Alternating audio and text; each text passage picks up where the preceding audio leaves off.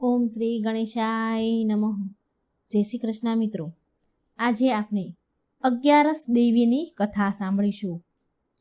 એક સમયની વાત છે. એક રાજાને 2 દીકરીઓ હતી.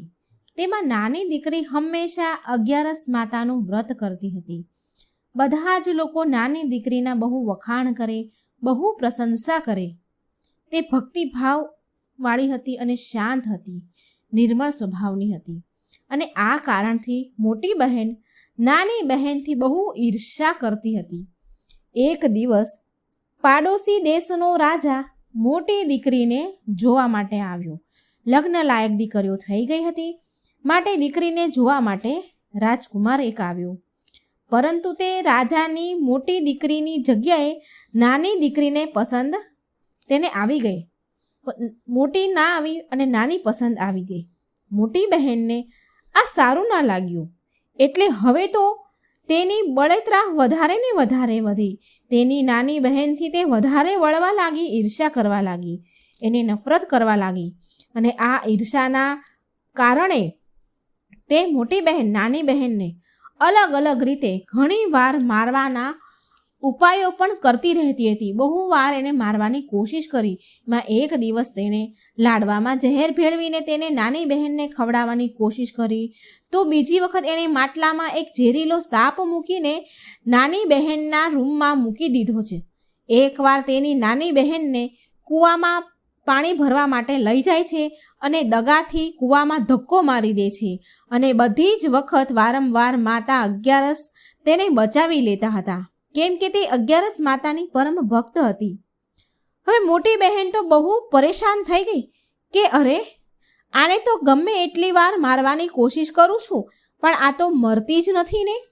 એક દિવસે તેની નાની બહેનને કહે છે, વાત વાતમાં મીઠી મીઠી વાતોમાં ફસાવી અને નાની બહેનને કહે છે, મારી વહાલી બહેન, ભગવાને આપણને બધું જ આપ્યું છે, પણ ભગવાને આપણા બધાનું જ મૃત્યુ કોઈને કોઈ રીતે લખ્યું જ છે. આપણો જન્મ છે તો આપણું મરણ પણ છે. કોઈના કોઈ રીતે આપણું મૃત્યુ લખ્યું જ હશે ને. પણ શું તને ખબર છે કે તારું મૃત્યુ કેવી રીતે થવાનું છે? આમ વાત વાતમાં ફોહલાવી ફૂસલાવી અને એની નાની બહેનને બધું પૂછી લે છે. નાની બહેન બહુ સીધી હતી, ભોળી ભલી હતી. એ આની ચતુરાઈ ઓળખતી નથી, એટલે એણે કહી દીધું કે મારા પ્રાણ પાળેલા પોપટના ગળામાં જે હાર છે તેમાં મારા પ્રાણ અટકેલા છે. જો કોઈ પણ વ્યક્તિ એ પોપટને મારી નાખે અને એના ગળામાં હાર છે એ કોઈ પહેરી લે તો મારું મૃત્યુ થઈ જશે. અને જો કોઈ એ હારને ઉતારીને ક્યાંક મૂકી દે તો હું પાછી જીવતી થઈ જઈશ. એ દિવસની રાતથી નાની બહેન તેના પિતા પાસે ગઈ. એ દિવસે રાતે એના પિતા પાસે ગઈ અને કહે છે કે પિતાજી, મને એક શંકા છે કે જો હું મરી જઈશ તો મને બાળવાની જગ્યાએ મારી લાશને આપણા જૂના મહેલમાં એક પલંગ ઉપર સુવડાવી દેજો. જો હું મરી જાઉં તો આવું તમે કરજો. એટલે તેના પિતા બોલ્યા કે મારી વહાલી દીકરી, તું આવું કેમ બોલી રહી છે? આવું અશુભ કેમ બોલી રહી છે? 2 દિવસની અંદર તો તારા લગ્ન છે, 2 દિવસ પછી તો તું પરણી જવાની છું, તો આવું અશુભ ન બોલ. આ સાંભળી નાની દીકરી કહે છે, પિતાજી, સમયનો શું ભરોસો છે? આમ કહી તે ચાલી જાય છે. અને આમ લગ્નનો દિવસ પણ આવી ગયો. લગ્નના દિવસે મોટી બહેન નાની બહેનના પાળેલા પોપટને શોધે છે.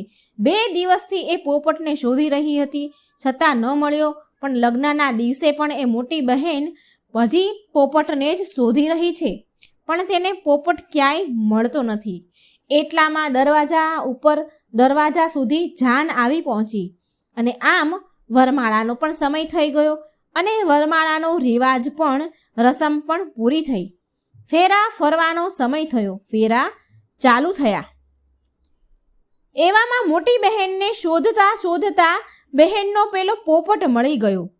જેના ગળામાં હાર હતો એ પોપટ મળી ગયો. હજી આ નાની બહેને 3.5 ફેરા ફર્યા હતા અને તે મોટી બહેને નિર્દયતાપૂર્વક પોપટને મારી નાખ્યો અને તેના ગળામાંથી હાર ઉતારીને પોતે પહેરી લીધો. હવે આ તરફ નાની બહેન રાજકુમાર સાથે ફેરા લઈ રહી હતી તો એના હજી 3.5 ફેરા પત્યા હતા. પણ જેવો જ પેલીએ પોપટના ગળામાંથી હાર કાઢીને પહેરી લીધો એવી જ અહીં ફેરા ફરતા ફરતા નાની બહેન બેભાન થઈ, બેહોશ થઈ જમીન પર પડી ગઈ. આ જોઈને જાનવાળા જાનૈયાઓમાં બધામાં અફડાતફડી ફેલાઈ ગઈ. હાહાકાર મચી ગયો કે રાજકુમારીને શું થઈ ગયું, બધા જ ડરી જાય છે. ત્યારે નાની દીકરીના પિતા હકીમ વૈદને બોલાવે છે એનો ઉપચાર માટે. અને નાની બહેને એના પિતાજીને કહ્યું હતું કે એને જૂના મહેલના પલંગ પર સુવડાવી દે. એટલે રાજકુમારીને નાની રાજકુમારી બેભાન થઈ ગઈ છે તેને લઈ જઈને જૂના મહેલમાં ખાટ પર પલંગ પર સુવડાવી દેવામાં આવે છે. ત્યાં વૈદ હકીમોને બોલાવ્યા છે અને પછી એ વૈદ હકીમો રાજાને કહે છે, નાની દીકરીની તપાસ કરી અને કહે છે કે અમે તો અમારા જીવનમાં આવો બનાવ, આવી ઘટના પહેલી વાર જોઈ છે કે આ રાજકુમારી તો ન મરેલી છે કે ન જીવતી છે, આ એક જીવતી લાશ સમાન છે. હકીમની વાત સાંભળી રાજા હેરાન થઈ ગયો. અરે આ શું, આવું કેમ? પછી એ રાજા કહે છે કે તમે બહાર જઈને કહો કે રાજકુમારી બેહોશ થઈ ગઈ છે, થોડી વારમાં સ્વસ્થ થઈ જશે, એનો ઈલાજ ચાલી રહ્યો છે. જો તમે આવું નહીં કરો તો હું તમને લોકોને મૃત્યુદંડ આપીશ. રાજા હકીમ વૈદોને આવું કહે છે અને બહાર મોકલે છે. હકીમે રાજાના કહ્યા પ્રમાણે જાનવાળાઓને રાજકુમારને એવું જ કહે છે કે રાજકુમારી બેહોશ થઈ ગઈ છે, એનો ઈલાજ ચાલી રહ્યો છે. હવે એવામાં મોટી છોકરી, રાજાની મોટી દીકરી ત્યાં મહેલમાં, જૂના મહેલમાં જ્યાં નાની બહેનને સુવડાવી છે અને આ રાજા છે એના પિતા છે ત્યાં આવે છે. અને મોટી દીકરી એના પિતાજીને કહે છે, રાજાને કહે છે કે મને નાની બહેનના મરવાનું બહુ દુઃખ છે પિતાજી, અને એનાથી પણ વધારે દુઃખ મને એ વાતનું છે કે આપણા આંગણેથી જાન પાછી જતી રહેશે તો તમારી બહુ બદનામી થશે. પિતાજી તમે એવું કરો, મારા લગ્ન રાજકુમાર સાથે કરાવી દો. આનાથી જાન પણ પાછી નહીં જાય અને તમારી ઇજ્જત પણ બચી જશે. રાજાને તેની મોટી દીકરીની વાત બરાબર લાગી. પછી મોટી દીકરીને નાની દીકરીના કપડાં પહેરાવીને મંડપમાં બેસાડી દીધી. પરંતુ જે રાજકુમાર પેલી નાની દીકરીને પરણતો હતો તેને ખબર પડી ગઈ કે આ મારી પત્ની નથી અને બોલ્યો કે આ મારી પત્ની નથી. મારી પત્ની જ્યારે બોલે છે ત્યારે તેના મુખમાંથી, તેની વાણીમાંથી મધુર વાણી અને ફૂલ વરસે છે. પણ બધાએ બહુ સમજાવ્યો રાજકુમારને, એ એની સાથે લગ્ન કરવા તૈયાર ન હતો. પણ બધા લોકોએ, એના પિતાએ, આ રાજાએ બધાએ બહુ સમજાવ્યો, બહુ મનાવ્યો. પણ બળજબરીથી પછી રાજકુમાર પણ માની ગયો અને 3.5 ફેરા મોટી રાજકુમારી સાથે ફેરવી ફરી લીધા. એના મન તો ન હતું પણ છતાં પણ બધાના કહેવા પ્રમાણે એણે મોટી દીકરી સાથે, મોટી રાજકુમારી સાથે લગ્ન કરી લીધા. 3.5 ફેરા એની સાથે ફર્યો. મોટી દીકરીને રાજકુમાર સાથે વિદાય કરી દેવામાં આવી. પણ રાજકુમાર મોટી રાજકુમારીના હાથથી ના તો પાણી પીવે છે અને ના તો એની સાથે કોઈ વાતચીત કરે છે અને ના કોઈ પણ વાર એના હાથનું ભોજન પણ ખાય છે.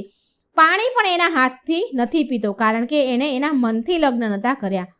રાજકુમારના મનમાં તો પેલી નાની રાજકુમારી જ વસેલી હતી.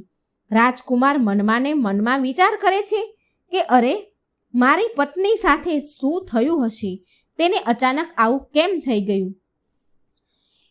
થોડો સમય ગયો. એક દિવસ રાજકુમાર બહુ દુઃખી મનથી ઘોડા ઉપર બેસીને જઈ રહ્યો હતો. તો ઘોડો ત્યાં જઈને ઊભો રહી ગયો જ્યાં રાજકુમારીના અધમરી લાશ હતી, રાખવામાં આવી હતી. તેના પિતાજીના જૂના મહેલમાં આ રાજકુમારીની લાશ ત્યાં સુવડાવેલી હતી. રાજકુમાર ઘોડાને આગળ ચાલવાની બહુ કોશિશ કરે છે પણ ઘોડો તો ચાલવા તૈયાર જ ન થયો. ઘોડો ત્યાં જ અટકી ગયો, એક ડગલું પણ આગળ ન ચાલ્યો. એટલે રાજકુમાર વિચારમાં પડ્યો કે ઘોડો અહીં કેમ રોકાઈ ગયો છે? કોઈ તો કારણ જરૂર છે, કંઈક વાત તો છે કે ઘોડો અહીંથી એક ડગલું આગળ નથી વધી રહ્યું. પછી કંટાળીને રાજકુમાર ઘોડા પરથી નીચે ઉતર્યો અને મહેલ પાસે ગયો. ત્યાં એક ચોકીદાર ઊભો હતો. રાજકુમારે ચોકીદારને પૂછ્યું કે આ કોનો મહેલ છે? તો તે ચોકીદારે કહ્યું કે આ જૂનો મહેલ છે, આ રાજાનો અમારા જૂનો મહેલ છે. એને તેનું નામ પણ દીધું. ત્યારે રાજકુમાર સમજી ગયો કે આ તો મહેલ મારા સસરાનો છે. ત્યારે રાજકુમારે અંદર ગયો. ત્યાં એક પલંગ પર કોઈ સૂતું હતું. ત્યારે રાજકુમારે ચોકીદારને પૂછ્યું કે આ કોણ સૂઈ રહ્યું છે પલંગ પર? ત્યારે ચોકીદાર બોલ્યો કે આ રાજાની નાની દીકરી છે, નાની રાજકુમારી છે, જેના લગ્નના દિવસે તે બેભાન થઈ ગઈ હતી, બેહોશ છે, અધમરી છે, એટલે એને અહીંયા સુવડાવવામાં આવી છે. ત્યારે રાજકુમારને ખબર પડી કે આ તો મારી જ પત્ની છે, જેની સાથે મેં 3.5 ફેરા લીધા હતા. એ રાજકુમાર તો નાની રાજકુમારીને બહુ પસંદ કરતો હતો. ત્યારે રાજકુમારે ચોકીદારને કહ્યું, મારા અહીં આવવાના વિશે હું અહીં આવ્યો છું, આ જાણ તમે કોઈને જ કરશો નહીં. હું તને બહુ બધું ધન આપીશ. એટલે ચોકીદાર માની ગયો. રાજકુમાર પલંગ પાસે ગયો અને બચેલા 3.5 ફેરા તેણે પલંગ સાથે લીધા અને તે પૂરો દિવસ રાણીના પલંગ પાસે બેસી રહ્યો. જ્યારે રાત પડી એટલે નાની રાજકુમારી જીવતી થઈ, બેભાનમાંથી હોશમાં આવી. અને હોશમાં આવી તો એણે તરત જ તેના પતિને જોયો. તેના પતિને જોઈને તે બહુ રડવા લાગી.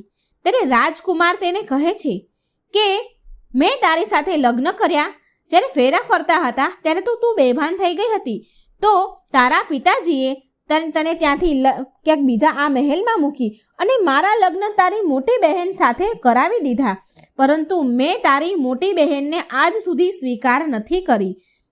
હવે મને પૂરી વાત કહે કે તું બેહોશ કેવી રીતે થઈ અને હવે રાતના સમયે તું જીવતી કેવી રીતે થઈ, તું ઊભી કેવી રીતે થઈ?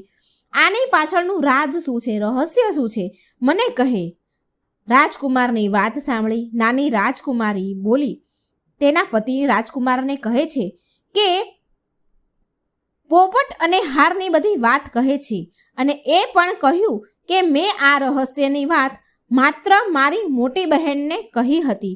મારી મોટી બહેન મને બહુ નફરત કરે છે, મારાથી બહુ ઈર્ષા કરે છે અને તેણે મને ઘણી બધી વાર મારવાની કોશિશ કરી છે, પણ મારા 11 માના વ્રતની કૃપાથી, મારા 11 માતાની કૃપાથી મને મા 11એ ઘણી બધી વાર બચાવી લીધી છે. મારા પાલતુ પોપટના ગળામાં જે હાર હતો તે રોજ દિવસમાં મારી મોટી બહેન પહેરી લે છે અને રાતે ઉતારીને મૂકી દે છે. આ કારણે હું આખો દિવસ બેહોશ રહું છું, જીવતી લાશ રહું છું અને રાતમાં હાર નીકળવાના કારણે જીવતી થઈ જાઉં છું. જો તે હાર મને પાછો મળી જશે તો હું હંમેશા માટે જીવતી થઈ જઈશ. રાજકુમાર આ સાંભળી હેરાન રહી ગયો કે કોઈ બહેન આવી રીતે કરી શકે ખરી? સગી બહેન સાથે આટલું બધું ખોટું કરી શકે ખરી? આ બધું સાંભળી પછી રાજકુમાર પૂરો દિવસ ત્યાં રહેવા લાગ્યો. રોજ જે રાજકુમારી નાની રાજકુમારી પાસે, તેની નાની રાણી પાસે આવે અને પૂરો દિવસ તેની પાસે રહે. એટલે મોટી રાજકુમારીએ દાસીઓને કહીને રાજકુમારની શોધ કરાવવા કહ્યું કે આજકાલ રાજકુમાર દિવસ રાત ક્યાં રહે છે, કેમ આવતા જ નથી? કોઈને આ વાત વિશે જાણ થઈ નહીં. બધા દાસીઓને આ વિશે પાછળ લગાવ્યા શોધવા માટે, પણ કોઈને આ વાતની ખબર પડી જ નહીં કે રાજકુમાર ક્યાં જાય છે.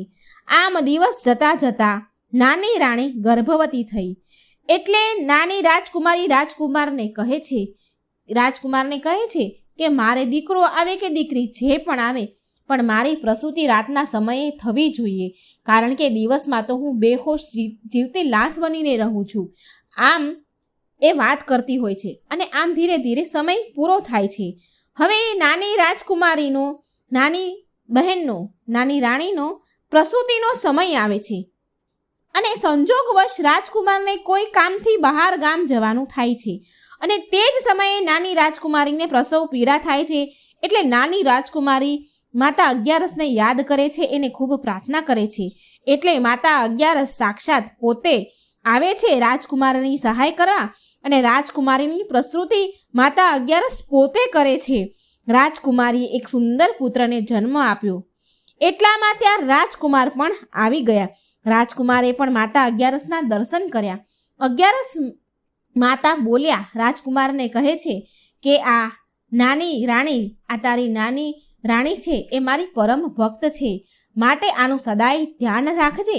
જ્યારે તારો પુત્ર 5 વર્ષનો થાય ત્યારે આનો જે હાર છે તે એ તારા પુત્ર દ્વારા લાવી અને આને પહેરાવી દેજે, તારી નાની પત્નીને પહેરાવી દેજે.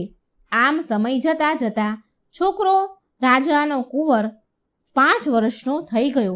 એટલે એક દિવસ રાજકુમાર કોઈ કામથી શહેર જવાના હતા, એટલે એ રાજકુમાર શહેર ગયો. એટલે જતા સમયે રાજકુમારને તેના પુત્રને કહ્યું. રાજકુમાર તેના કુંવરને કહે છે કે બેટા, તું તારી માતાના પલંગ પાસે જ રહેજે. દિવસમાં તારી માતા બેહોશ રહે છે, માટે તું એને છોડીને ક્યાંય જતો નહીં. તું એનું પૂરું ધ્યાન રાખજે, હું જલ્દી પાછો આવી જઈશ. જ્યારે રાજકુમાર ત્યાંથી એના મહેલથી બહાર નીકળે છે, જ્યાં નાની રાણી છે ત્યાં મહેલથી બહાર નીકળે છે, તો એવામાં મોટી રાણીના જે દાસી આ રાજકુમારની જાણ લગાવવા માટે એણે પાછળ મૂક્યા હતા, તો એ દાસીઓ આ રાજકુમારને તે મહેલમાંથી બહાર નીકળતા જુએ છે. જૂના મહેલમાં જ્યાં રાણી રહેતી હતી ત્યાં બહાર નીકળતા તેને જોઈ લે છે, અને તેણે તે રાજકુમારના પુત્રને પણ ત્યાં રમતો હતો એ જોઈ લીધું. એટલે મોટી રાણીના કહેવાના આદેશ પ્રમાણે તે દાસીઓએ તે પુત્રને ત્યાંથી ઉપાડી લીધો. હવે દિવસમાં તો પેલી બેભાન રહે છે, રાજકુમાર હતો નહીં, એટલે આનું ધ્યાન કોણ રાખે? તે રમતો રમતો બહાર આવ્યો, એટલે આ દાસીઓએ છોકરાને ઉપાડી લીધો અને તેના 2 કટકા કરી નાખ્યા, 2 ટુકડા કરી નાખ્યા, મારી નાખ્યો એને. અને એ ટુકડા લઈ અને એ મોટી રાણીના મહેલમાં ગયા. એટલે મોટી રાણીએ એ રાજકુમારનો એક ટુકડો ઘંટલા નીચે મૂકી દીધો અને એક ટુકડો, અડધો ટુકડો એનો પલંગ નીચે, એના ખાટ નીચે મૂકી દીધો. હવે રાત પડી એટલે નાની રાણી ભાનમાં આવી. તે ઊભી થઈ રાત પડતા તેના દીકરાને શોધે છે, પણ તેનો પુત્ર એને ક્યાંય મળતો નથી. માટે તે અગિયારસ માતાને પ્રાર્થના કરે છે, યાદ કરે છે. એટલે અગિયારસ માતા ત્યાં પ્રગટ થાય છે અને એના પુત્રને શોધવાનું વચન આપે છે. પછી અગિયારસ માતા ડોશીમાનું રૂપ લઈને મોટી રાજકુમારીના મહેલમાં ગયા. એટલે મોટી રાણીએ તેની દાસીઓને તે વૃદ્ધ ડોશીને ભિક્ષા આપવા માટે મોકલ્યા. પરંતુ અગિયારસ માતા ડોશીના સ્વરૂપમાં કહે છે કે મારે તો રાણીના હાથથી જ ભિક્ષા લેવી છે. આ સાંભળી દાસીઓ પાછી મોટી રાણી પાસે જાય છે, અને જ્યાં એ દાસીઓ જાય છે એટલે પાછળથી અગિયારસ માતા બિલાડીનું સ્વરૂપ લઈને મહેલની અંદર આવી જાય છે અને નાની રાજકુમારીના કુંવરના 2 ટુકડા શોધે છે અને પછી એ જોડી અને એમાં પ્રાણ પૂરી દે છે. પછી અગિયારસ માતા તેને કુંવરને લઈને પાછા નાની રાજકુમારી પાસે તેના મહેલમાં આવે છે. નાની રાજકુમારી તેના દીકરાને જોઈ બહુ ખુશ થાય છે. પછી માતા અંતર ધ્યાન થઈ ગયા, અગિયારસ દેવી અંતર ધ્યાન થઈ ગયા. આમ ધીરે ધીરે સમય જતા એક દિવસ રાજકુમાર તેના પુત્રને નાની રાણીના પુત્રને લઈને મહેલમાં આવે છે મોટી રાણી પાસે, મોટી રાજકુમારી પાસે, અને તે મોટી રાણીને કહે છે કે જો તું આ બાળક મારા સંબંધીનો દીકરો છે, મારા દૂરના સગા છે એનો દીકરો છે, જો તું આ બાળકને સારી રીતે સાચવીશ અને પ્રેમ કરીશ તો કદાચ એવું બની શકે કે હું તને પ્રેમ કરું, મારા મનમાં તું વસી જાય, મને તારા ઉપર પ્રેમ આવી જાય, હું તને સ્વીકારી લઉં, જો તું આ પુત્રને સારી રીતે સંભાળીશ તો. એટલે તે મોટી રાણી બહુ જ પ્રેમથી તે બાળકને મહેલમાં રાખે છે. તે તો ખુશ થઈ ગઈ.